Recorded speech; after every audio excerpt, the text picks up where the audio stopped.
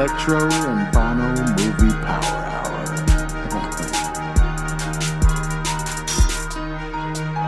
You know what? Where's Hawk at? Listener discretion advised.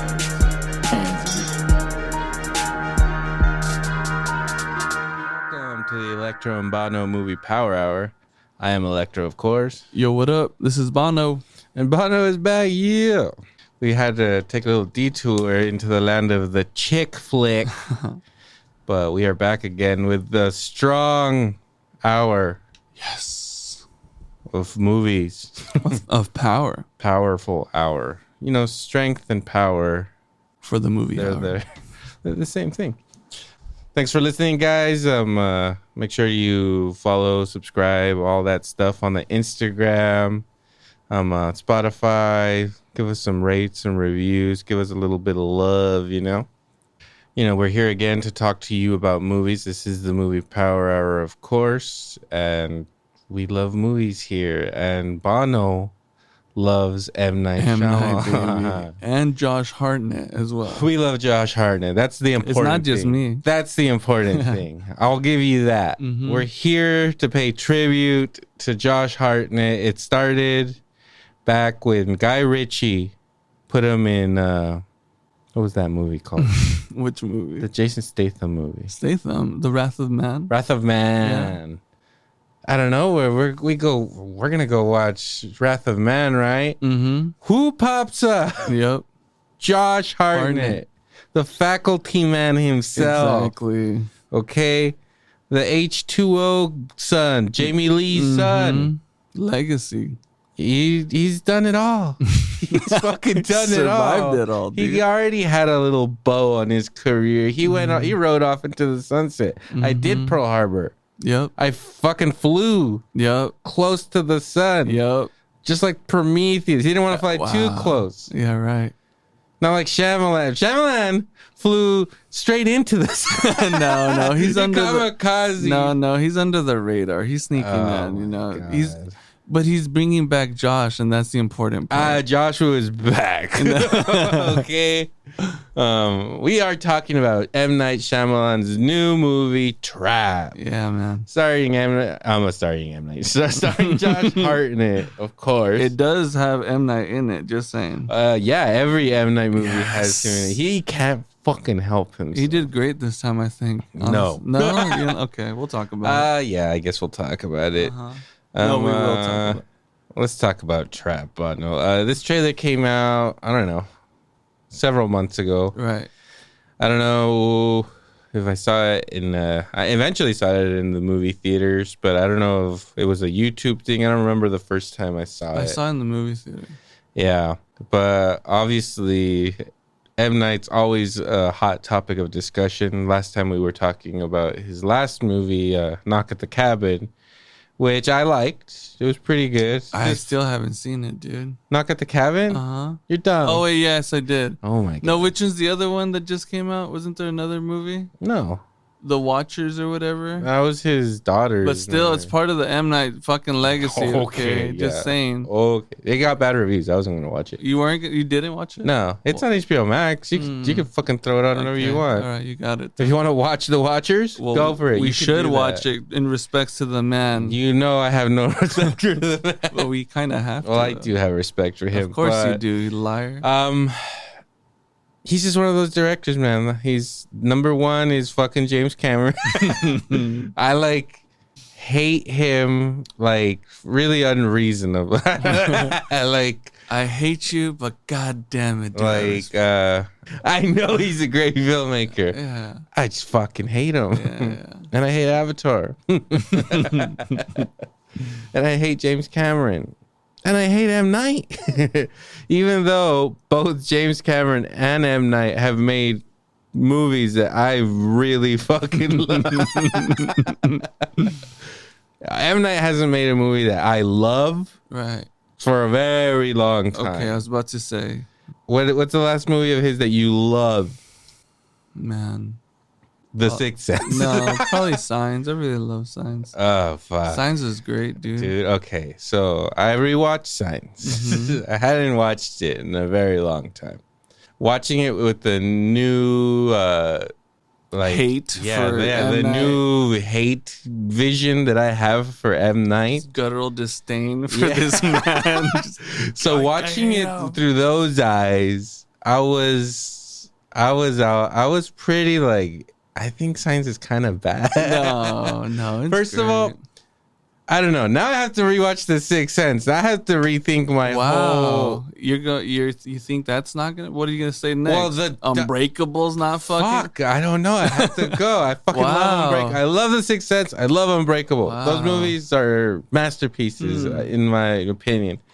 I used to really like Signs, but I remember the first time I watched Signs, I was like, this movie's boring. Okay, like It's a little drawn out. And the cool parts are cool. You get your little M. Night twist, but I was like, this movie's boring. But I still liked it. And then I was talking about with Lily when I was a kid, when we were talking about in our chick extravaganza. When I was a kid, I just was like, okay, like Mel Gibson is a good actor, so anything he's in is good. My brain was too dumb and young to comprehend that Mel Gibson could be in a bad movie. Sure. So it was automatically quality. Right. If Mel Gibson fucking went on the Tonight Show and promoted his son of a bitch, right. Okay, he wouldn't lie to Leno like that. He wouldn't. There was a fucking agreement in my eyes that Mel made with me that he was not going to make a bad movie. So I watched Signs, even though I kind of was like, this movie's boring. I was like, whatever, it's good. But now, I can't deny certain things about the movie. The movie looks good. The score is really good. Mm-hmm.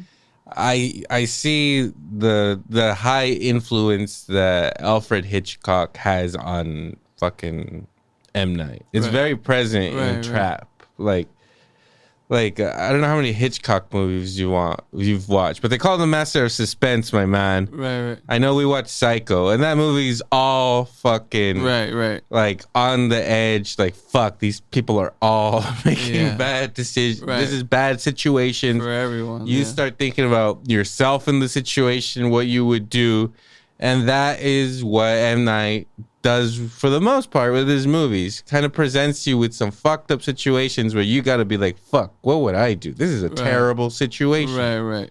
I'm Mel. I have it all. Or Joaquin. I don't know what's up with Joaquin in what that do you movie. mean? You didn't like it? I don't know what's going on.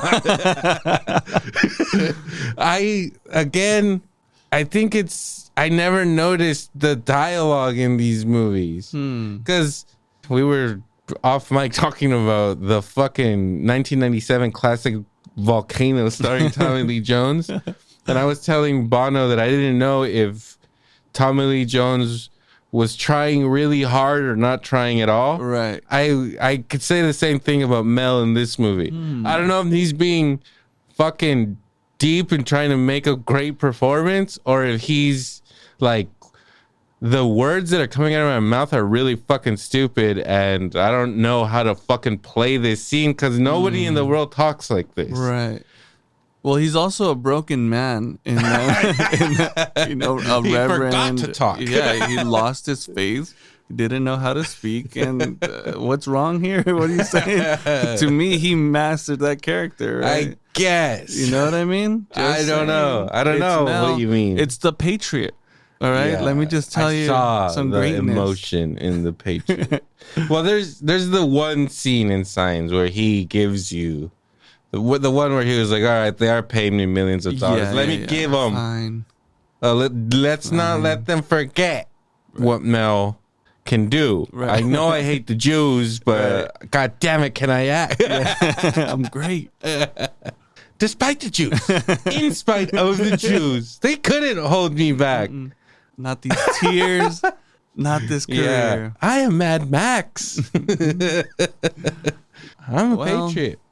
Anyways, little fucking Signs rant right there. No, well, it's relative, right? Because we're talking M. Night, and like I was telling you, okay, his daughter direct something else. I saw his things on Apple TV, right? He has a series Servant, which is fucking great. His daughter as well was a director in one of those with a bunch of various other directors, but he's like executive producer for life, right? Mm-hmm. But then you see him drop this fucking thing. I know you watched you watched these with spite, but I know that you being the movie enthusiast that you are, you're gonna watch these films. You're gonna watch it and be like, well, I gotta give it a go. I don't got to. Yes, you do. First of all, I got forced to watch Old. Right. I saw the trailer. I was like, I know what's going on here. This is gonna suck. Right. It did. Okay. Right. I know you fucking defend it. It was good. That movie it was sucks. good. I hate Old.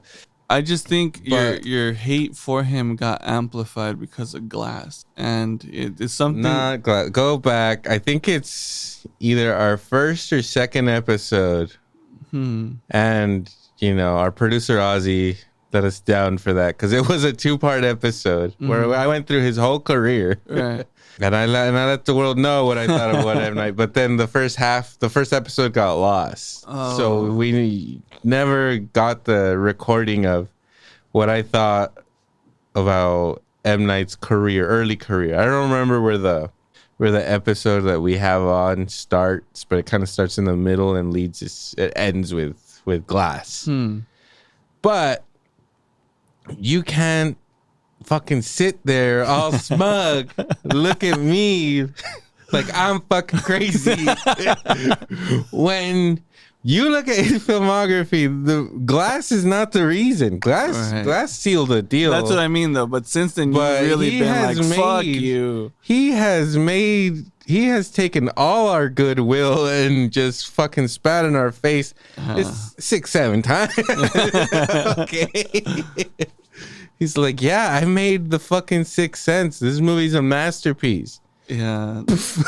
Like, fuck you. He's not spitting at us. He's spitting and we happen to cross it. You know what I mean? That's the difference. I guess. You know what I mean? Because I guess he is. We're still on the path here. And I do have respect for him. And one thing that I do admire that he is doing since The Visit, since Hollywood told him, bro, you have gone completely off the rails. We no longer trust you. I don't know if that's what happened, but that's what you would do. He had a couple of 4 fucking trash fires in a row where he got given a lot of money to make movies, and then they were like, people consider those movies a joke. I'm talking about The Last Airbender, The Happening. Yeah, I didn't watch that. I watched The Happening, and a lot of people watch The Happening. Okay, just saying. I don't know. It's called After Earth, the Will Smith movie. After Earth. I don't know. That's what it's called. Yeah, After Earth.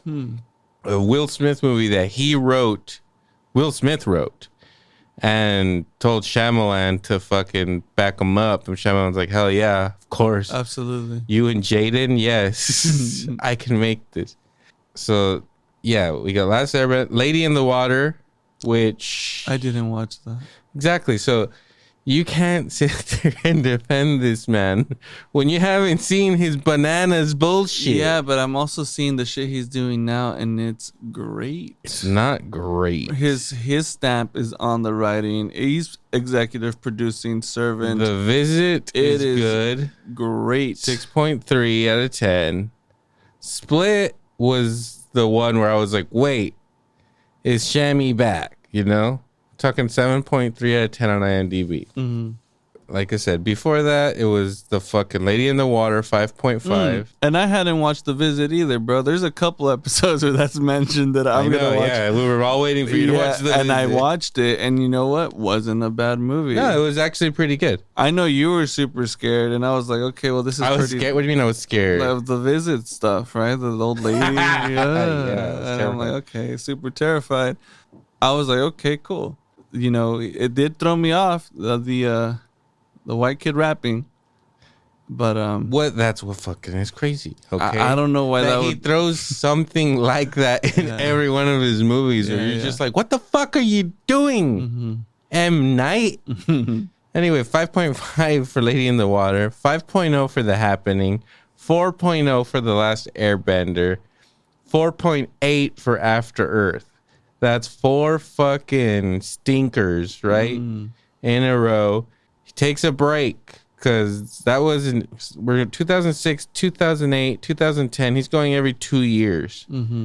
Then he takes 3 years for After Earth and then takes another 2 years off for The Visit. The Visit is the first one that he self-financed because he was like, probably like, I'm sick of taking these people's money and just delivering dick, you know?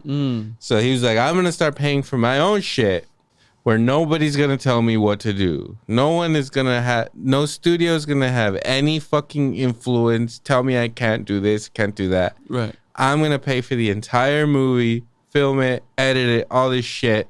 It's going to be a complete package and, you know, highest bidder fucking gets it, you know? Right. It's already a complete package. It's a win-win for any fucking studio that they get delivered a completed product. Right. All they have to do now is distribute and pay whatever fucking homie wants. If he's able to self-finance, I'm sure my boy is paid.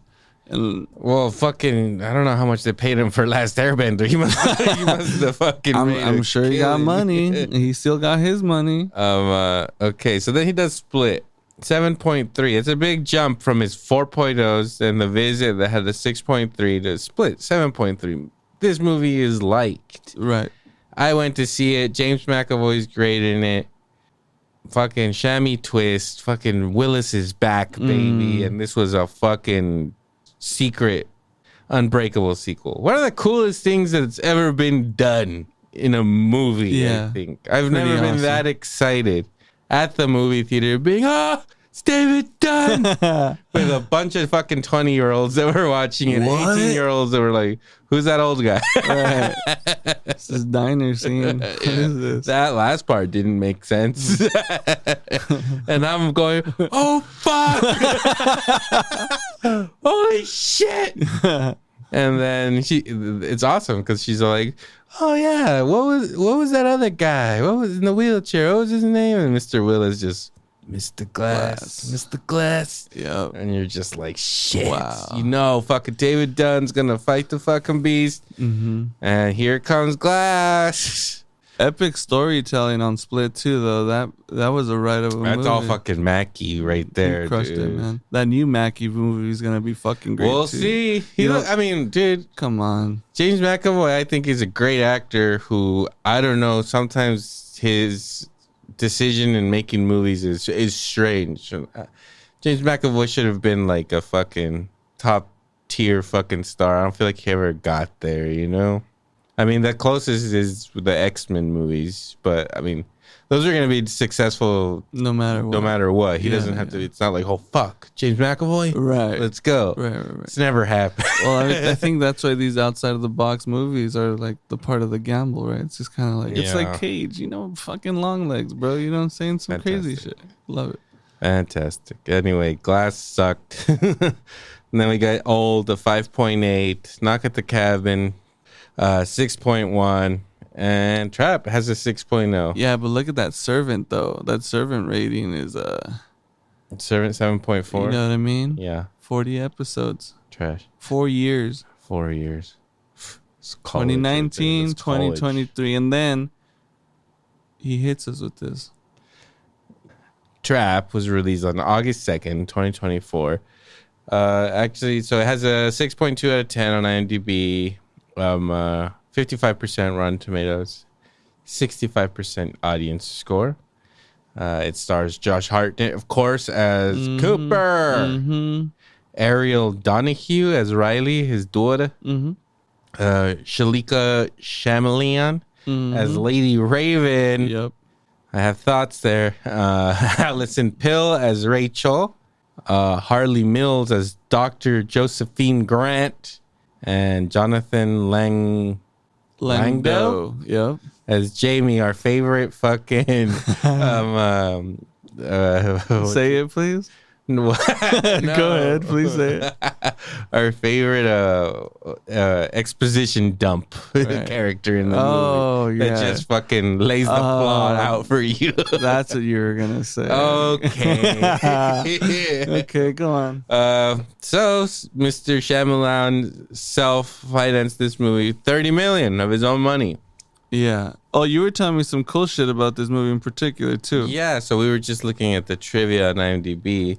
So since Mr. Shammy self-financed this film, he was allowed to keep filming during the strikes that affected all of fucking Hollywood and filmmaking a few months ago. Fucking shifted release dates, really fucked everything up for right. I don't know, 4-6 months. Really shifted everything because actors couldn't promote movies, they couldn't keep filming, all this shit, you know? Right. So fucking Mr. Shammy, since he's fucking making the movie himself and no studio is giving him money, it's all coming out of his fucking pocket. Mm-hmm. Josh Hartnett had to keep working. Yeah. Josh Hartnett, it was like when I work in retail and the whole world got to not work for COVID, but they were like, not you, buddy, get out there. No, he's grateful. Josh is grateful. So, you know, Josh probably was like, all right, we got a little strike coming, take a little vacay. Little break. Shyamalan was like, nope, we start tomorrow, 6 a.m. See you there. Yeah, so that's pretty cool, actually. But again, the respect for this, for what Mr. Shammy's doing is that when you look at the film, these numbers right here, it opened to 15 million. Okay, let me see what I got here. It opened to 15 million, and it opened at number 3, in its opening weekend. Okay. Twisters and Deadpool were above it. This was Deadpool's second week or third week, I think. Mm-hmm. And fucking Trap couldn't fucking, you know, it couldn't beat Twisters and Deadpool. So 15 million opening. It overall, right now, I think it's still in theaters right now, but it's already like on its way out. It's just like a couple showings. Maybe got like a couple hundred theaters that are still playing this movie. Right. So it's essentially done with its run. But US and Canada made 31, almost 32 mil. And worldwide, it is close to 77. So if you look at those numbers, they're not the best, right? Those are actually kind of weak. Like your first week, you make 15 million. Right. In US and Canada, your entire gross is essentially double the amount that you made on your first weekend. Like, that's not good. Right. 70, 77. This movie maybe will top out like at 80 in the 80s. It won't reach 100 million. Right. But because the movie cost 30 million to make and Shammy got that off of the bat, this movie does make all of its money back. It's going to be profitable, and Shammy's investment worked. He put out a fucking movie. I admire that. It's just like this movie pays for itself, and then in a couple of weeks, he put a movie out there with Josh Hartnett. Yeah. And like, yeah, it's cool that he has control of his career like that. Like that's a pretty rare thing. He was able to make his daughter a $31 million music video. It's fucking insane, okay? Because this is what it comes down. Like, you know, fathers go a little overboard sometimes for their kids. Sure. They're like, all right, I'll make you a movie, okay? 15-20% of it will just be you singing. Right. It will be footage of you singing. And I mean, what I do like about this movie, I guess is those 30 million. I don't know. He rented out an arena or something. Yes. And filled it up with people. Because that, I mean, I'm sure it was only sections or whatever. Right. But those looked like fucking people. It wasn't CG or, and I'm sure maybe there's a little bit of CG or maybe a couple cardboard people in there. But for the most part, he got a shitload of people to go into a fucking arena and fill it up pretty good. And that aspect of like filmmaking like that is pretty awesome. It's that super he's cool. able to do that, because like, I don't know if you've seen Dune 2. I didn't. You should watch it. It's fucking amazing. Mm-hmm. But there is like a gladiator scene in that movie in a state, like a, you know, stadium thing, gladiators fighting, and it's all CG, and you could tell it's all CG. It still looks cool, Right. but it looks fake. Right. So seeing like a real thing like that, which is something that movies like in the 90s and early 2000s and in particular would do, you know. A movie would take place at a fucking baseball game or at a fucking something like that, where there's a shitload of people, and you can see there's a bunch of people there, and you could tell that it's filmmaking at its like grandest or whatever. It's large extravagant, scale, yeah. you know. Mm-hmm. And that doesn't get done very much anymore. So respects to him on that, Right. and on Hartnett. Yeah. For being in the middle of it. And it ends there for me. That's trap. The rest is disrespect for Mr. M. Night Shyamalan. Wow. This movie has a pretty ingenious plot. The trailer, when you see the trailer the first time, I was like, fuck, like, that's a great premise for a fucking movie. Right. The problem is that M. Night Shyamalan came up with this premise. No, it's not too big of a problem. It's pretty Let's hear it. big. Go on. Let's hear it. So it's a pretty fucking genius idea for a movie. And what does suck is that they do give all of that away in the trailer. Yeah. They could have tried a little harder to hide some of that shit. To just be like, oh, this is going to be like a thriller with Josh Hartnett in this stadium. Like, tease it a little bit more to the point where, like, I don't know what this movie's about. It has this Hitchcock fucking feel to it. Right. You got Hartnett, maybe a serial killer, Right. and he's trying to protect his daughter, you know? Well, maybe he's... And then fucking you go to the movie, and then you find out in 20 minutes into it or whatever that he's the serial killer. Oh, fuck, my dick's hard all of a sudden, you know? right. What a missed opportunity. Well, I think it's also like a responsibility that M. Night has, right? Because I think... Hold on. I'm getting to it. So you see like these concert things, right? There's like a bunch of fucking kids, a bunch of people, you know, like any big act now that's going to, everyone is there. They allow people to go, right? A bunch of kids, all ages, whatever it is. I think that if you kind of go in and not explain, hey, there's a killer in a arena show or some shit, you're automatically thinking this dude's gonna spray and pray some people. It's gonna shoot up the place, right? Well, I mean, then maybe that's the risk that he wasn't willing to take. But he's also, you know what? It's But not you gonna don't- be that, guys. I'm not that guy. no, I disagree. No, you don't think so? No. Because if it's a serial killer, I'm thinking homie's going to go in there and fucking dissect some people, you know, to take them into a storage room, cut them up. It's a show, though. Serial killer. This is a movie. Right. A feature film. You're right. What is this movie's rating? Is it PG-13 or rated R? It can't be R. PG-13 PG-13 up top. Okay. Yep. Either way, obviously they're not going to show him do this stuff. Right. Or this serial killer is called the Butcher.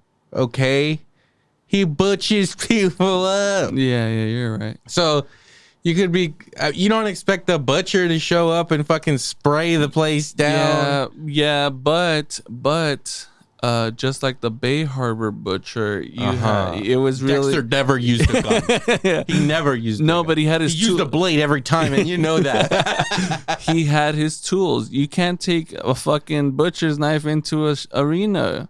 So to that defense too, if it was a bit grittier, like he went and found a tool to chop someone up, okay. Now we're talking. Yeah, that'd Make be that. cool. Somebody else make this movie, please. But I'm also saying, he's like, you know, we can't do that because, you know, we don't want to scare the children. We don't want to What scare the the fuck? children. Then don't make a movie about a serial killer called The Butcher. Fucking bitch. Anyways. Responsible, man. He's Ingenious. He has kids. He has his daughters on stage, dude. He's got Also, I did miss like the first couple minutes of this movie. I was late to it. So I mean, I got there and I think they were already like inside or something. So I don't know how much of it I missed. I don't know how long of the movie takes place before they get inside. Right. Yeah, that's not too. No. But I think I missed the part, but I've heard it on reviews and stuff that you know, since they're setting this trap for Josh Hartnett, that like they're throwing this matinee show, an early matinee pop star show just to trap him. Like I missed that, but whatever. The trailer fucking spells everything out for you. You know that Josh Hartnett's a serial killer and that he's taking his daughter to a concert of like some who is she? She's like Lady Gaga, or her name's Lady Raven. So I'm assuming it's a little Lady Gaga / fucking Taylor Swift or fucking Ariana Grande or whatever, you know? Right. Something like that. Billie Eilish that fucking teenage girls fucking worship. Right. So he's taking his daughter to that, and then he finds out that the whole concert is a trap because he's a serial killer, and, you know, they're going to get his ass. They know he loves that music. Yeah. And that's a really cool idea for a movie, but then, much like Mr. Shyamalan's films, as soon as you, like, really start to think about the idea, you see how stupid it is. Even like whatever, you surrender yourself to it as you're watching it. But like, okay, like seriously, they're gonna fucking do this fucking entire show to catch him. Mm-hmm. And apparently, this is somewhat based on a true story where they like gathered a bunch of criminals. I don't think they were serial killers, but they tricked a bunch of criminals into thinking they had like won some kind of prize or something, and to go claim it at like a event, and it was like a whole thing so all these people could just get arrested or some shit. Mm-hmm. But Mr. Shammy's like, I could do better than the police. Okay. Well, they did have security pulling people one by one from all tiers, so they were definitely putting in the effort, you know what I mean? Yeah. And then of course you gotta, you know, there's a little separation going on, right? Because the people up top are paying a little less. You're not going to go straight to Hartnett, right? He's paying top dollar. Probably he's like some VIP action going on. He's like in the first 10 rows or something, right? You know? He's up there. Yeah, he's there to enjoy the show, the theatrics of it and everything, while being observant and seeing them getting closer. Let's talk Hartnett, huh? We already talked about it. The Faculty, right? Robert Rodriguez fucking found this kid. Said, "I want to give him a shot. I'm gonna give him scat."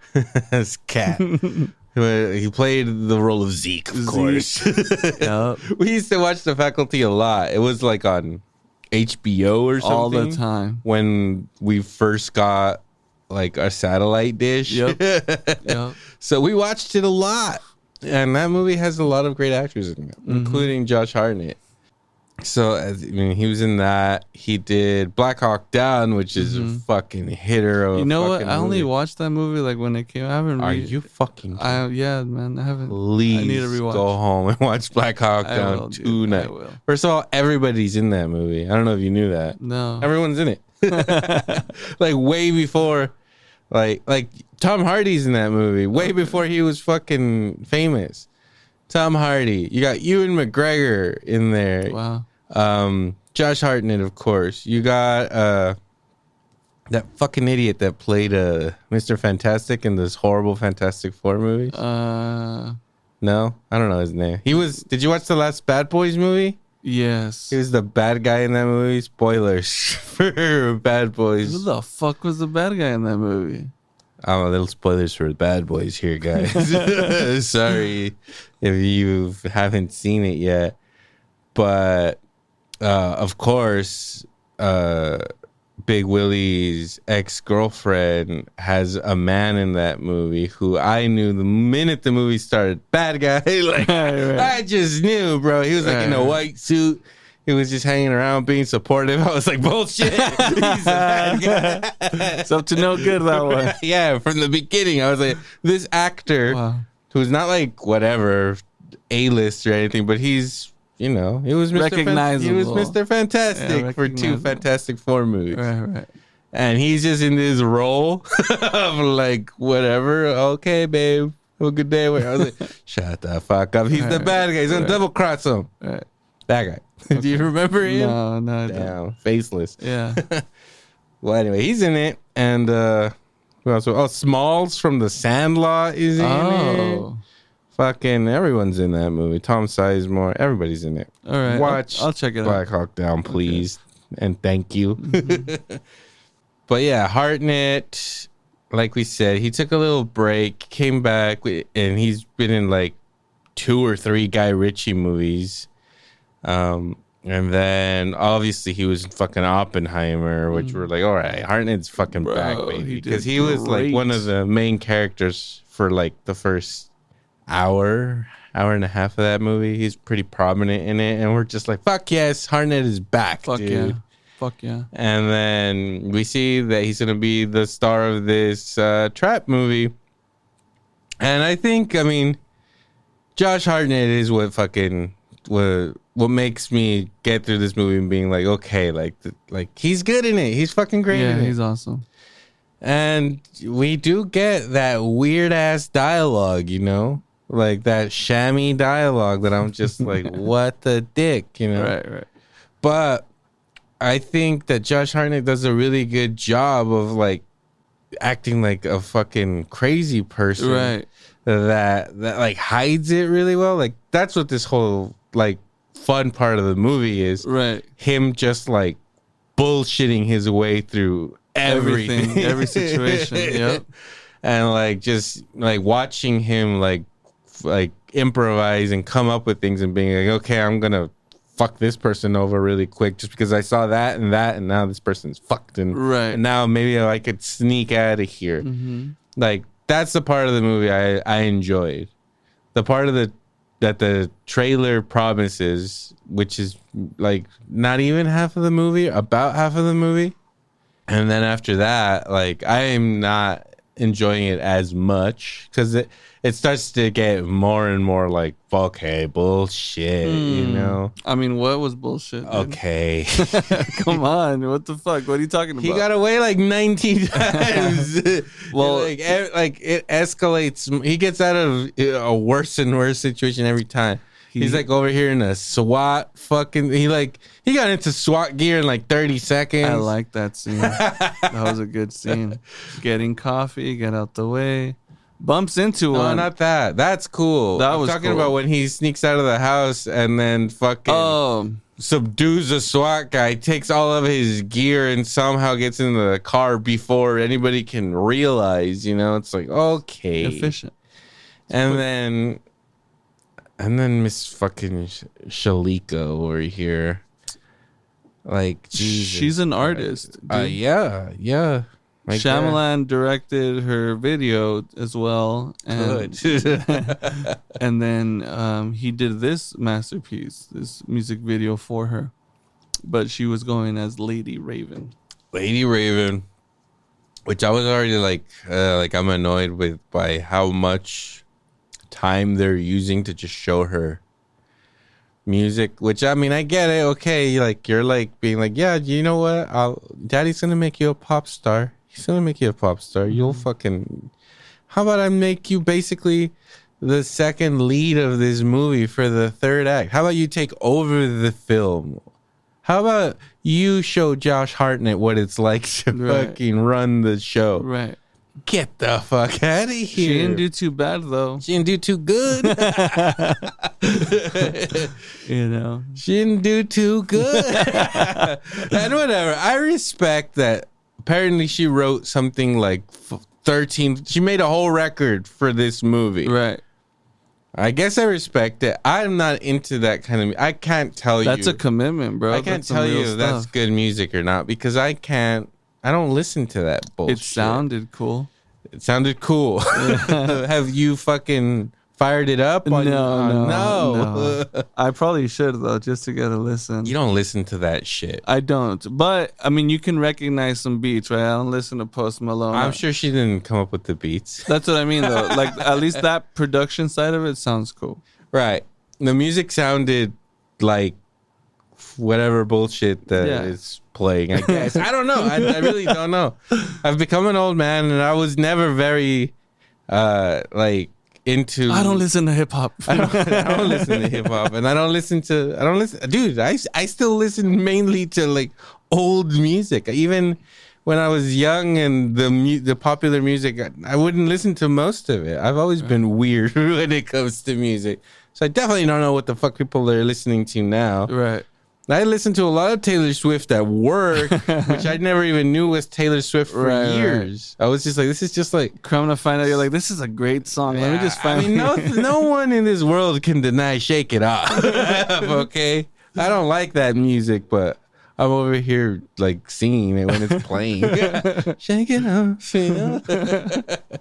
And there was nothing in this movie that I was singing along. There was no Shake It Off. She's no Taylor. That's all I'm saying. No one's like Taylor. No one. No. She fucking revived the cinema for a little bit. She helped. That's for sure. Yeah, and the last time we recorded, it's funny because we were talking about how like people were scared. That was the talk. Hey, movie theaters are dying. Hey, I think we're done, guys. I think movies are done. It's all Netflix and Apple TV from now on. We're closing all the movie theaters down. And then a couple weeks later, we get Inside Out 2 that fucking completely overperforms anybody's expectations of what that movie was gonna do. Right.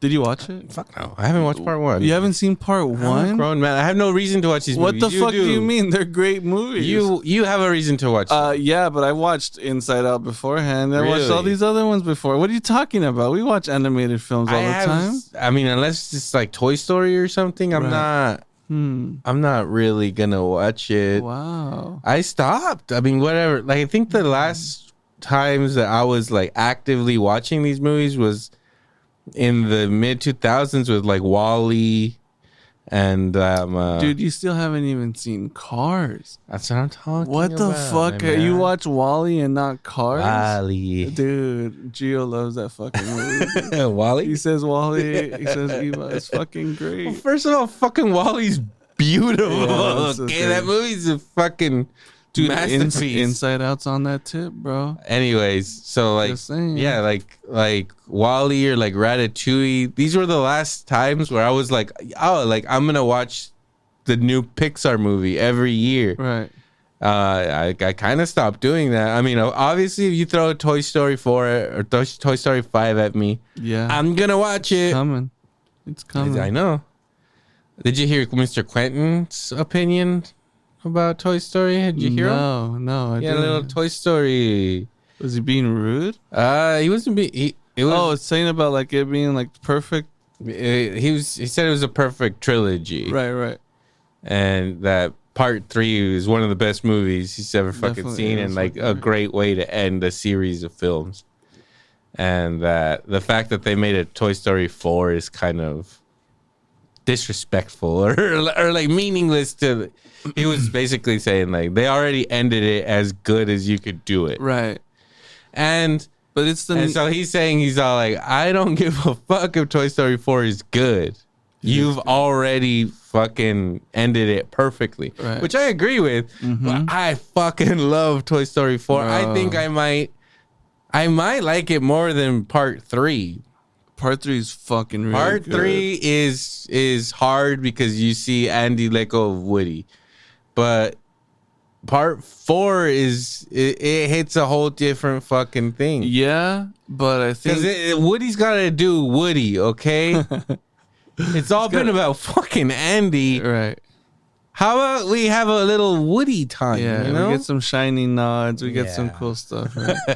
But it's the new wave of those, right? The story of Andy ended. You know, it ended with us that year, bro. I cried, just fetal position on you the okay? for number 3. Really? And yeah, because we were going to college. We were literally just graduated that summer, going to college.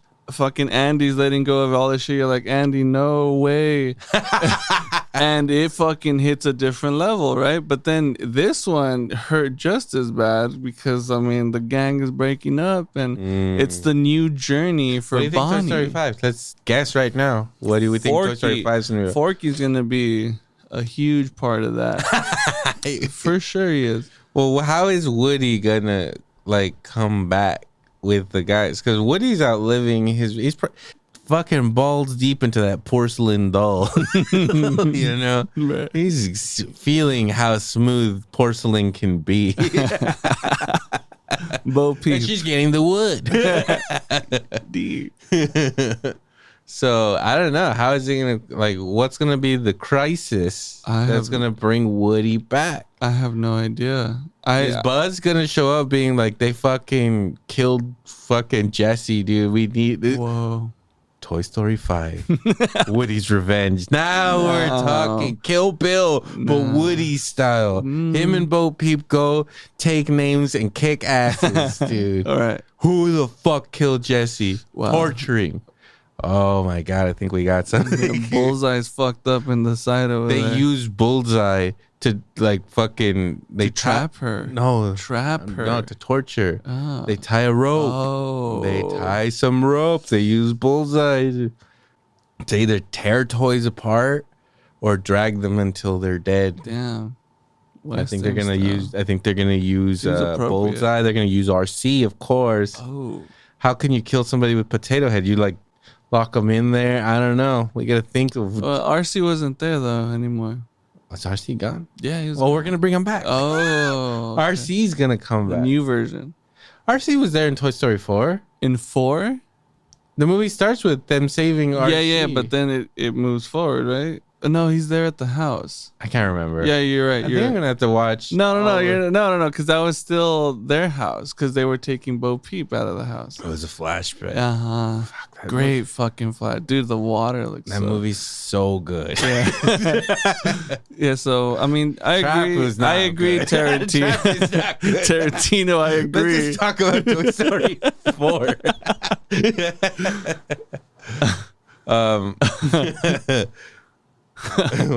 But I did like the character that Josh played in Trap, because you were talking to me about American Psycho earlier, which I'm not even trying to put him on the level of Christian Bale in that film, because that's a masterful fucking performance. Yep. But he's that kind of character. The movie is basically making you root for the serial killer, which I like. Right. Because American Psycho does that. Even though you should not be fucking on Patrick Bateman's side, like, at all. Right. And you're not.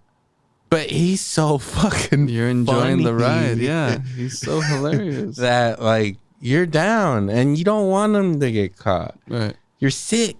And this movie kind of makes you, like, when he's in that concert, you're like, okay, like, get out of here, I go kill that guy. You know? And it's a very unique kind of character where there's not a lot of those characters in cinema. Like, I'm telling you, Patrick Bateman. Who else comes to mind? Like, of, like, murderers you're, like, rooting for. Like, these serial killer people. Like, I don't know. I guess Anthony Perkins in Psycho a little bit. Like, I don't know. Do you want him to get away with that in Psycho? Do you want him? Not really. No. You I want don't. him to get I away? say it's just yeah. No, get him. Get him. Get that guy. Who else? Like Joker, I guess. Okay. Like, you know, they're doing terrible things, but you're kind of like, on their side. I think it's all setting too, because even in American Psycho, right? You take his character for what it is, and even though he's telling you, "Hey, this is just like a," what does he say? This is a interpretation or projection of who that is, right? He's like, "Don't take me seriously," type shit. He takes himself that serious that you just have to take him seriously. Like, I really like what this dude's about. And bro, even that scene too with Defoe and. He's like, "Oh, you must have been busy." He's like, "Yeah," and he gets the Walkman and the magazine to put it down. Like that was the entertainment, right? Like He was not just doing anything. not at all. And then he's like, "No, just spreading gossip, rumors, all that type of shit." Like it's great, but it's hilarious. And I think in this one, you're right. He does do a similar character, but the setting of it makes it like really silly type shit. But you know, there's dads like that who act that way, or a crazy deranged fuck in the middle of that. So it wasn't. Yeah, it's not his wrongdoing in this movie. He does a great performance. Does a great job, and when, like, you're seeing him, like, he like has such control of everything and doesn't panic and just like improvises and gets shit done. Speaking of fucking which, the other day talking about putting in old movies or watching old movies, we watched Lucky Number 11 the other day. I love that movie. Fucking great. And then in the beginning of that movie with the dad character, that is definitely a fucking head nod to good old Ray Liotta in the Goodfellas fucking scene where he goes and pummels this guy. He's wearing that fantastic red-brown fucking jacket. Same thing. All right. And it looks great. It's a great start to the movie, and it just gets going. Fuck, Goodfellas is good. Yeah. Yes, it is. See, this is what M. Night does to us. We just keep bringing up other great. Let's talk about Goodfellas for. Let me stop you there. Let's get into Goodfellas. I think now's the perfect time to go. I've been wanting to talk to you about this. Okay, another sorry tangent. There's a Ray Liotta movie playing in movie theaters right now. It's like they keep coming out and they're like, it's like, okay, I think this is his last one. Right. Nope. There's one right now. There's one more. With Tyrese, and it's called 1992. And I think it's about like the Rodney King shit or whatever. Yeah. Shit, yeah. So Rodney King what? Shit. So it's pretty crazy that like Ray Liotta was working. He was doing it, bro. How many? He died a while ago. Like 10 movies have come out since he died. Oh, man, this might be the last one. Tyrese. Fucking Tyrese. That sucks, doesn't it? No, what do you mean? That fucking sucks. The last movie that Ray Liotta might be in is this Tyrese movie. Oh, fuck. It's an important film, dude. I guess. I don't know what the fuck. I doubt it. I mean, I doubt that it's good. Death Row Records is behind it. Or is it? Death Row Productions. Yeah, I believe so. They got Tyrese. Yeah. And they got Ray. He was like, yeah, I'll do it. Of course. Snoop. Hey. I have a heart surgery I have to pay for soon. I do need some chronic, so go ahead and pass that this way. Josh Hartnett. Yeah, I do like how his character is like slowly unraveling at the end. And then, you know what? You're putting us through all this. Shyamalan had to be like, Hartnett, pop that shirt off because we're losing. Yeah. Because he, for no reason at all, pops his shirt off. Looks great. And, you know. No Hugh Jackman, but he looks good. He looks he's not beefed up, but I mean, I'm sure Hartnett's gotta be pushing 50. For sure. We're pushing 40. He's gotta be he's gotta be mid 40s to late 40s, I'm assuming. He looked good. He did. He looked good. He wouldn't have popped that shirt off if he didn't. That's true. He's self-aware. And it's what I don't like. We're obviously deep into spoilers on Trap by now. At this point, because fucking Lady Raven outsmarts him. Outsmarts the fucking guy that can come up with an answer to everything. Right. With fucking Instagram Live or something fucks this guy's plan over. So at the end of the movie, you think he's escaped or whatever, and no one knows where he is, and his wife stays behind in this house with cops outside, and he somehow sneaks back in to kill his wife because at the end of the day, bitches who are not loyal don't deserve to live. And that's what I think M. Night Shyamalan was trying to tell us in this movie. Yeah. If you are disloyal to your man, You will die.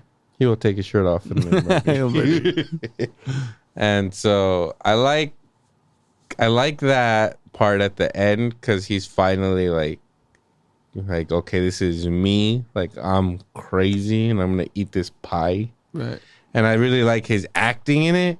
But the whole time I'm like, she's clearly poisoning him. Right. Because it upsets me, and then I like the acting, but the scenario is just infuriating. That he's about to murder her. And then she's like, why don't we eat pie first? And he's like, okay. What? He's Mr. hungry. fucking serial killer that's a step ahead of everybody. He's hungry. He's like, okay, I'm pretty sure you didn't fucking poison me. The whole time I knew he was like, that's what I don't appreciate about the film. Like, you make me ride with this guy and I want him to get away. Look, let him kill his wife. Okay? Right. If we're Gotten this far. If you fucking put me through this, let's see it through, okay?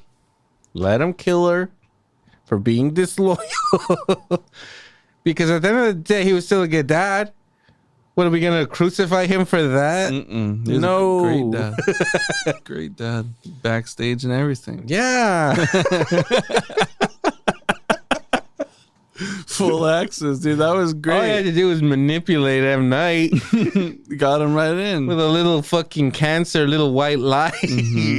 Bold lie, too. I mean, talk about trying to get out of there. Let's go It was the backstage. School of Rocks. Remember that? Jack Black Bolts out Oh, of the School of right, Rock. right. Like, yeah, they're all dying. Yeah. All the little kids are dying. Stick it to the man. Neosis. So they're terminal. They're all Every last one of them. Every last one of them. That's a great one. You're right. Yeah, he did do He that. pulled a fucking Ned Schneebly or whatever. Yeah, What was Ned his name in that Yeah, movie? Ned Schneebly. No, that was the name The, of the other roommate. one. Yeah. What's his name? You mean Jack Black's? Yeah. Dewey Finn. Dewey Finn. Yeah, There you yeah. go. We watched that movie a lot. It was a lot. And, Also better than Trap. Yeah. So follow through, goddamn it, M. Night Shyamalan. You put us through this. Spoilers for that movie, but Secret Window, same thing, you know. You're kind of put in this position where you're following this character and you're on his side. The turn comes where you're like, oh wait, this character's a bad guy, but I'm already on his side. I've been on this journey with him. right. We need to see him complete the journey. Right. Not fucking be like, oh yeah, everybody wins and my daughter saved the day. Listen to her music. Yeah. See her on all the streaming services. Fuck. Which I'm sure she is. I believe she's like doing it.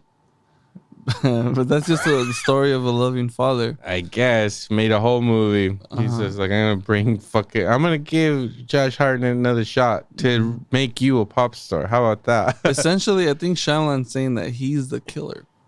He's the killer. And he's like, I'm gonna get Hartnett to just kind of take people on. I love my daughter so much. I am making her. A Yeah, it's music the video. ultimate fucking like dad getting his daughter like a job or whatever, you know, like. And so he was just like, you want to be a pop star? I'll make a pop star movie. Yeah, fuck it. I'll get Josh Hartnett. You want to make a movie called The Watchers? Yeah, fuck it. I'll do that too. Yep. Whatever you want. You want to be a fucking astronaut? Let's go. You want to be a brain surgeon? I'll get someone to volunteer. You'll get in there. Very true. It's just a loving man. Yeah. Anyways, Trap. What do you give it though? We see the ratings here, but what do you give it? I would give it like 6.6.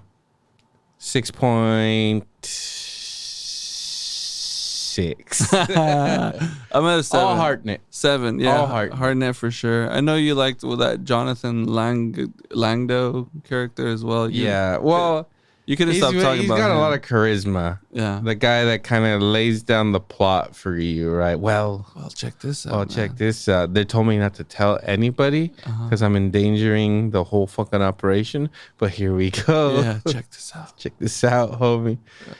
That's like so. Have you ever fucking talked to somebody that's fucking selling t-shirts at a concert? They're not chatty. They do not want to be there. They're just trying to fucking move it along. Right. None of them is going to just be like, oh, dude, I'm like the nicest fucking merch seller out here, okay? Oh, you want... Oh, let me go to the back to get you that shit. When the fuck does anybody go to the back to get you a different shirt? It's like, nope, we don't have that one. You could pick this other $70 shirt, or you could go fuck your mom. Those are your choices. But like, it's also Hartnett charming you upon request. Really. That's true. He's like, come back, man. I'll take care of you. I'll fucking make sure we get a medium in here. Don't worry. I'll get anything for you, sir. And I'll fucking give you more info later. Talk about it, dude. Get a break? Yeah. Well, you know, we didn't get much into the plot of it, but I feel like we said what we needed to say. Yeah. I really like the part where it's taking place in the stadium and he's kind of like trying to get out. Right. That was the funnest part of the movie for me. What about you? Yeah, same here. Again, that scene where he goes into like the war room or whatever, where the fucking the SWAT team is like preparing themselves and he's hearing the movement, cracking jokes. Mm-hmm. And then he bumps into one like straight up. I thought that scene was cool because you see his killer character, right? The fucking pissed off whatever dude just bump into a SWAT dude on his way out and just kind of be smug about it, like, I already know, bitch, you guys ain't gonna do shit. I'm gonna go blow up this white girl's face with a fucking bottle of some shit. Canola. Dude, that's fucked up. Really cool stuff though. Yeah, I give it a solid 7, dude. Honestly, I enjoyed the movie. You enjoyed it. Okay, did you not think for any of it, oh my god, this is kind of bullshit? You tell me all of it was kosher the whole time? No, there was a point where I probably fell asleep, but perfect. That's what I love to hear about. You heard it here first at the MPH. Bono did not make it through this whole movie. It was probably a late showing, so to my credit. Movie's an hour 45. I'll tell you this, movie's an hour 45, which is not long. By the end, I was like, fuck it end, because you had like 6 endings. I thought it was shorter, honestly. That's pretty long, and it didn't seem it seemed long to me. Even with a nap in there? That's probably why it seemed fucking short. No, because you missed a 20-minute fucking chunk. Maybe. No, it was in an hour 40. It's hour 20 tops. Yeah, at most. There's no fat in that film. Everything was necessary. All of it was good. The music was great. The twists kept coming. Yeah. Well, that's Trap for you. I hope Hartnett, I hope this does something for Hartnett. I hope Hartnett keeps going. Yeah, I'm sure. Let's do Pearl Harbor 2 or something. Whoa, 2? What the fuck do you mean? Oh wait, he died in it. Yeah. Not only that, but what second Pearl Harbor attack are you talking about here? Like the next day, Pearl Harbor kind of sucked. Guys. Wow. The next day. Yeah. No, let's not or a prequel. I don't know. The start they showed us in the beginning. Yeah, I want the whole movie. I need more. Or what? God, come on. What's Robert Rodriguez doing? Let's do The Faculty 2. Okay, right? see, now you're talking. Fucking adult school. The Faculty 2. Adult school. Online lessons. Or like The Faculty 2. Driving school. Is the thing. AA. Oh yeah. We'll figure it out. Yeah. I know Robert. This will get back to Robert. He's gonna get some fucking He's inspiration. gonna Oh, talk shit. to Josh a little bit. Yeah. Wait a minute. What do you think about What do you that? think? Get some scat? Uh-huh. What do you think Zeke's up to in 2020s, huh? Yeah, he's hustling all these AA members with scat. You I want to know what happened to Zeke. Okay, first of all, he stopped an alien invasion. Mm-hmm. Well, him and Elijah Wood. Elijah Wood. A lot of basically. screaming by Elijah. A lot. Yeah. Yeah, and then Peter Jackson saw it and it was like, that's my Frodo, you know? I need him. Josh is good, but Elijah's better. yeah, smaller. Smaller. He'll get away from the alien. It'll be harder to catch. He looks dwarfish, you know. Yeah. the fairy Hartnett's tale. really long. He'll catch him. Yeah. It's easy for him. But yeah, What was the car he drove in that movie? Chevelle. Chevelle. Mhm, like a 70s Chevelle. Like a red. It was like a red one or a black with one? red stripes, Yeah, I believe. that was sick. Mm-hmm. Sold drugs from the trunk. Really cool Hartnett, dude. Very cool high school Hartnett. Oh yeah, had a great haircut. Yep. It was all Baggy all packaged. t-shirt, all attitude. Oh yeah, it was the '90s for All me. attitude, but being chill. You know? Yeah. But he didn't fucking care. Mm-mm. God, the And the- faculty. Lucky number 11. He also starts Sin City off, or is the bookend from Sin City. Remember that? Mm-hmm. Oh, that's right. Sin City's fucking good. I need to too. rewatch that. What happened to Robert Rodriguez, man? Those days are over. He was dude. like one of my fucking favorites. He had some misses for a little while, and then all of a sudden, just I don't know. He made too many Spy Kids movies. Yeah, that'll do that. But he's banking out. He banked out. He you know? made, I mean, you know what? Fine, make Machete, but then he made Machete Kills, which I still went to go see. I ain't watched. No. But I mean, that's Steven Seagal in it. That's just bad move. Now I need to watch that. It was a bad move. And then the last thing he just did was a Ben Affleck movie called Hypnotic, which was supposed to be very bad. Came out like softly came out last year. Like What? all of a sudden, there's a new Robert Rodriguez Ben Affleck movie in the theater. No promotion. And I read that it's terrible. I'm like, fuck. Well. It looked like a big Inception ripoff. Oh. Hypnotic. Inception, fucking Robert Rodriguez style with Ben Affleck. Pass. Sounds good on paper. Pass. Sounds like a fucking good time. Pass. Well, I'm glad Hartnett chose to take on this role. You know what I mean? I'm glad we saw him. He needed money. Yeah. He needed money. Yeah, he saw what's happening with Willis. He's like, no, I need some cash. Yeah. He was like, look, they're gonna let me work when no one else is working. I'm gonna clean up. Mm-hmm. How much of that $30 million you think they paid him? I say at 20? least no. He deserves that, yeah, for sure, for the performance. He deserves $30 million for being in Yeah. this fucking shit. I hope it's above 10, honestly, and I'm sure it is. Everyone else got the crumbs, but he got the. No way he got paid $10 million. He did. He did. The movie's budget is $30 million. They shot shit at a stadium, had full production, fucking stage, fucking pop show.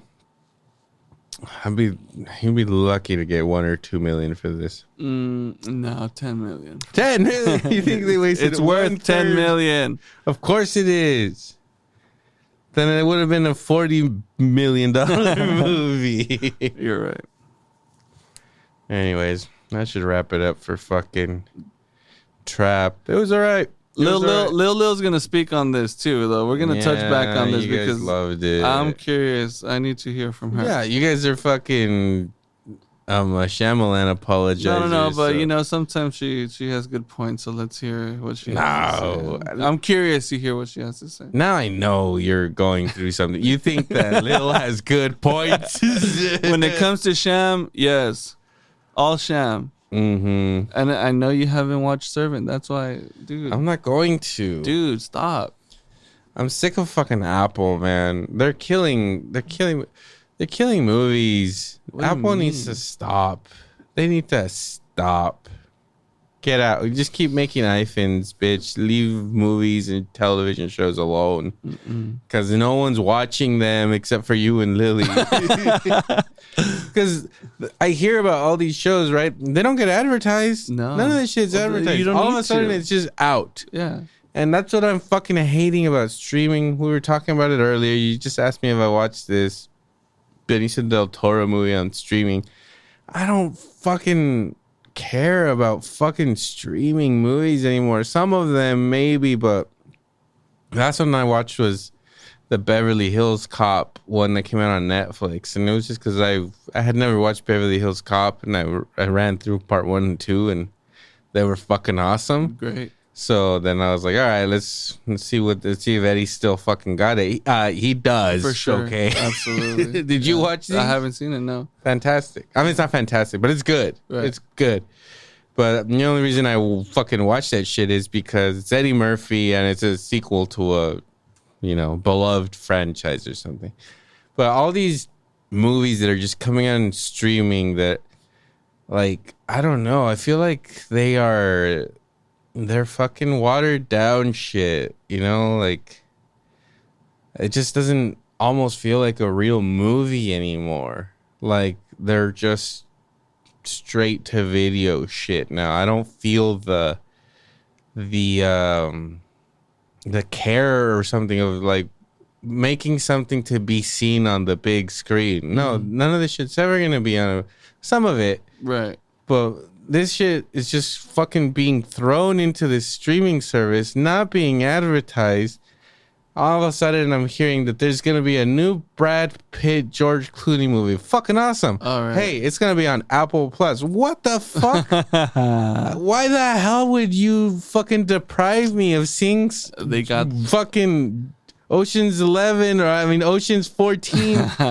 Like, what? Fuck you guys. Yeah. Well, it's also like you got to think about it too. These tech companies, much like Amazon or Apple, they don't give a fuck. All their advertising is literally on their phones. And any Apple users who have the internal Apple applications that feed you information, news, all this type of shit, you're already on the up and up of that. And that's millions of people. You know what I'm saying? They don't give a fuck, dude.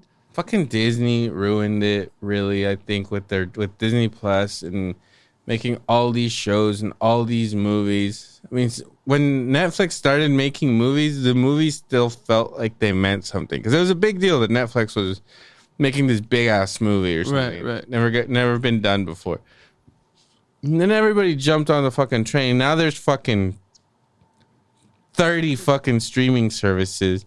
All of them have exclusive shit, Oh, you need Amazon to watch this one. You need Netflix to watch that one. This one's only going to be on Hulu. Right. Even though fucking Hulu's owned by Disney Plus. Yeah, you get the bundle. That's how you save. You still, like, unless you're paying the extra, you're going to have ads, and fucking...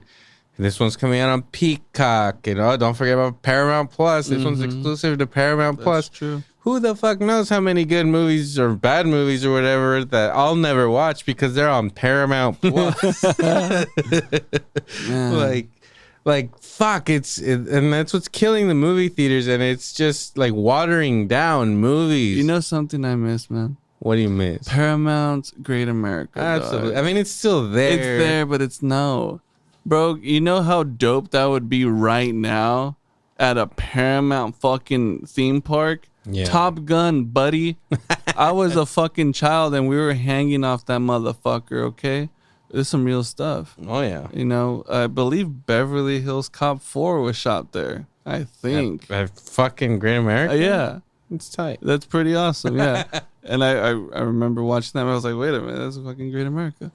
But it's like, man, you're right. Shit has changed. But yeah, at this point too, it's like I don't even care anymore. It's out there. Let me see Justin Timberlake in this movie with him, which, by the way, not bad. He's a drunk, but I fucking in real life. Like you said, it's Benicio del Toro movie. It's like, I love Benicio del Toro, And there was a Steven Soderbergh movie that came out on HBO Max like 2 years ago too, with him and Don Cheadle. And that's what pisses me off about fucking, like Fincher being stuck over at Netflix. That's what I was gonna say too. That came out on Netflix. Dude. Like, yeah, obviously I'm gonna watch it because David Fincher directed it. But you already know how I feel about the fact that I couldn't go see that movie at a movie theater, man.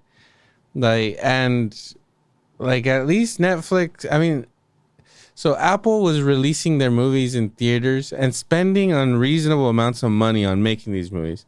They just released that Channing Tatum movie with, I don't know who's the chick star in it. Oh, right. The Blinking movie or whatever? No. That's another one. It was a chick flick. It was called Fly Me to the Moon or something. It was a fucking rom-com about astronauts in the 70s. What? Yeah, fucking Apple, my man. Okay. I think it's ScarJo. So that movie was produced for like, it's a rom-com. It was produced for like $130 million or something. Sounds about That's right. a fucking giant fucking budget. A-listers, dude. Very little advertising, gets dumped into the movie theaters. Nobody watches it. I was gonna watch it. You didn't. No, I didn't. You didn't. I didn't. I watched Despicable So Me. it did like a couple of these. It did Killers of the Flower Moon, which also I think was a crazy budget. Badass. At least that came out in the movie theaters. They've done like, there's been like 4, or the Napoleon movie, this Fly Me to the Moon movie, and there was another one. Can't remember what was the other one, but they did 4 movies with giant fucking budgets that didn't make dick. And they don't care because they sell iPhones. But they're fucking making a mockery of this fucking shit, bro. They're also giving us like top tier like production. I think all this shit's like really, really pretty, really done well. And I'm talking about 4 movies that got released in the movie theater. So there was going to be another one. I think the fucking Brad Pitt, George Clooney movie, that was going to have a theatrical release. So now they've decided, you know what? We're not even going to release these movies theatrically. You're just going to watch them on Apple Plus. Yes. That's fucked up. Because I'm not going to watch it on Apple Plus. You can use I have it on my TV because Lily has it. So she fucking put it on Oh, there. you're good then. But no. To get cozy, bro, just turn it on, put on the lights. And then like whatever. Every now and then I will fucking open up that app, right? Because it's like anything else. It's like Amazon. Dude, they'll have other movies. Bro. They'll have other movies that they have nothing to do with. It's like I wanted to watch, I don't know, Armageddon. I wanted to watch Armageddon. Exactly. Pearl and then Harbor's I on look, there like too. you throw that shit on Google. Where can I watch this right now for free? Mhm. It's on Apple Plus. Yep. Okay, fine. But then, so I go on there and I see these shows that have these fucking giant stars in it. And there's a bunch of them. And there's a bunch of shows and a bunch of movies. They got so much content. And I'm like, why the fuck is this all being held hostage over here? No, it's available to millions. It's available to millions but of people. Yeah. no one knows about it. No, for sure. I saw that. I read Dude. an article like 2 weeks ago about how Apple is the least fucking streamed like app or whatever. Right. Like compared to like Netflix or whatever, like the numbers are bad, and they're throwing all this money and using like people that these things weren't created for Apple. These scripts or whatever, they were written with somebody hoping to make a fucking movie, Right. has a dream maybe to have a movie be released in the movie theater. Apple offers you this much for it. What are you gonna do? Not take the fucking check? And now, you know how many people are not gonna see your movie because it's on Apple Plus? Right. It's fucked up. Well, there's 2 sides to that too, though, because, and I am 100% guilty of this. The Messi deal was probably one of the biggest fucking turnarounds in like from one day to the next. The moment they announced that he was coming to the MLS, so many people, because Apple had the fucking rights for the season, they're like, yo, watch Messi come to America and do his thing, but you're gonna pay $12 to $15 depending on the tier of the subscription for the season, not for live, for the fucking season. So that's a renewal thing, right? Mm-hmm. I don't even know how many hundreds of millions of people. And again, I follow soccer very fucking faintly, but I'm going to watch this dude there for fuck sure. And I definitely bought it, and I did watch. And, you see those types of things, and that's how they make their money. They don't give a fuck about the movie. No, but they're losing a lot of fucking money by doing that because there's certain people that are not gonna do it because of that. People of a certain age range. I'm sure your dad. Will your dad get Apple Plus without you or something? No. Yeah. So there's people out there that fucking want to watch soccer. You're right. No, they're not gonna watch it because of this. Yeah. Well, he was actively seeking like, hey, let's watch I don't want to watch the highlights on YouTube. Let's watch the fucking game, or let's watch the recap on the thing, and do how many? I work again in retail. We have a fucking app. You know how many people will straight up just fucking leave when they find out that they have to fucking download the app to get the fucking... Oh, the special pricing? Yeah. They'll just be like, fuck you. And I'll be like, dude, I will stand here and help you. I will fucking fill it out for you. It's not going to cost you any money. And like, as soon as you start saying like, give me your date of birth, they're like, what? Like, why? And I'm like, fuck, dude. Like, that's the way the world, know you're over 18. That's the way the world works now. You gotta give them all your information. They're like, fuck you, I'm leaving. Right. This is fucking this is like misleading or like whatever. You advertise this shit, and now I come to the store and I can't buy it. Right. That's Apple Plus, buddy. No.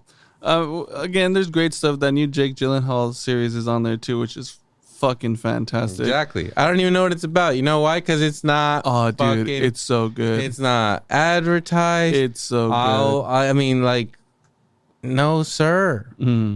Severance is also a really good show. What a shame. I'll never watch it. Is Servant and For All Mankind. Sorry about the Apple Plus. No, it's okay. You need to get it out. You need to get it out. We're talking Josh. Yeah. We're talking Josh. We're talking Josh old Hartnett ways. Can't get fucking work. We're talking old ways meets the new shit, and that's what Josh did. You know what I'm a fucking old man now, just being like, get off my lawn. This isn't music. This is the devil. This isn't movies. Back in my day, right. They would film these. Fucking hey, man. What happened? Well, Josh is here to remind us that it's okay. It's okay. He still looks all young. right. He looks good. Let's wrap this up, man. I'm worked up. You're good. You're good. Take a breather. Thanks for listening, guys. We're brought to you by Salad Bites Media each and every episode. Our producer Ross out there doing the Lord's work, Salinas Underground Podcast. Producing great shows like the fucking Nakama podcast for your anime needs and a plethora of other things. So check it all out. And again, give us some love, give us some follows, some likes. Yeah, fucking rate us, do all that awesome stuff. Bono, anything to say to the people? We'll catch you in the next one. All right, sayonara, Sammy. Later.